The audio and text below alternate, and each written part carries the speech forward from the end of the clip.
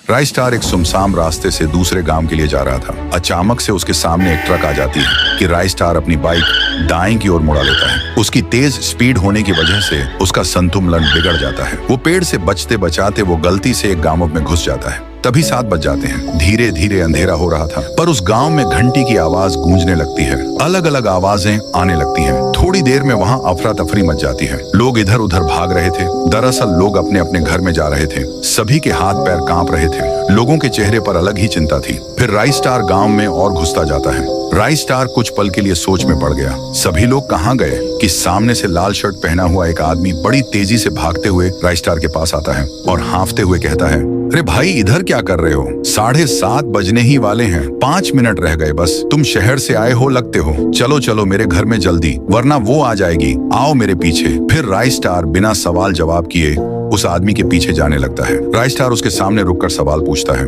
अरे भाई, ये यहाँ पर क्या हो रहा है? तुम मुझे 7:30 बजे से पहले अपने घर में क्यों लेकर आए? और ये अजीब सी घंटी की आवाज क्यों गूंज रही है? आदमी कहता है, अरे मैं पागलों जैसी बात नहीं कर रहा हूँ। इसका सच जानकर तुम्हारे रोंगटे खड़े हो जाएंगे। इस गांव में रोज 7:30 बजे एक चुड़ैल आती है जो कि लोगों को मार के उस पेड़ में लेकर जाती है। बात हो ही रही थी उसी सूखे पेड़ की जहां राइस स्टार ने अपनी बाइक रोकी थी। तभी अचानक से उस पेड़ में से वही चुड़ैल निकलती है जिसके बारे में वह आदमी बता रहा था। राइस स्टार उस चुड़ैल को देखकर दंग रह गया। बस फिर क्या था, वो चुड़ैल उन दोनों को देखकर उनके पास आने लगती है। वह उनके पास आके कहती है, राइस स्टार, ओ राइस स्टार, जरा बाहर तो आना। मैं तुम्हारी बहन जैसी हूँ ना, मुझसे डरो मत। आओ बाहर। 1 मिनट, तुम्हें मेरा नाम कैसे पता है? मैं तो तुमसे पहली बार ही मिला हूँ। अरे इसके मुंह मत लगो, इसको सारे लोगों के नाम पता है। ये खतरनाक भूतनी है। इतना कहते ही वो चुड़ैल वहाँ से तेजी से जाने लगी और वहीं पास के दूसरे पेड़ के पास जाकर रुक गई। फिर राइस स्टार सवाल पूछता है, मुझे एक बात बताओ, ये भूतनी लोगों को क्यों मारती है और ये पेड़ में आई कैसे?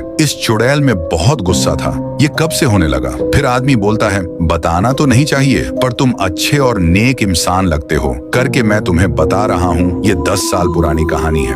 इस गांव में रहते थे गुड़िया और उसके पप्पा। उन्होंने गांव के सरपंच से पैसे लिए थे। बस इतना क्या था। सरपंच ने गुड़िया के पप्पा को उसी सूखे पेड़ पर उल्टा टांगा और गुड़िया के सामने बड़ी सी चाकू से पहले उसके पैर की चमड़ी उधेड़ दी। उसके बाद अंत में उसका सिर ही धड़ से अलग कर दिया। फिर उस क्रूर सरपंच ने गुड़िया को भी नहीं बख्शा। उसको कर्जदार की बेटी बोलकर गांव से धक्के मारा कर निकाल दिया गया और उसने भी ब्रिज से कूदकर अपनी जान ले ली। उसके बाद उसकी आत्मा उसमें से निकलकर उसी सूखे पेड़ में गई जहां पर उसके पप्पा को टांग कर मारा गया था। उसके बाद क्या था, वो एक लड़की के बदन में घुसकर वो अपनी साइकिल में बैठकर उस सरपंच को पूरे गांव में घसीटते हुए सूखे पेड़ में लेकर चली गई। उस पेड़ में सरपंच के हाथ, पैर, सिर, पेट सब उगाए थे।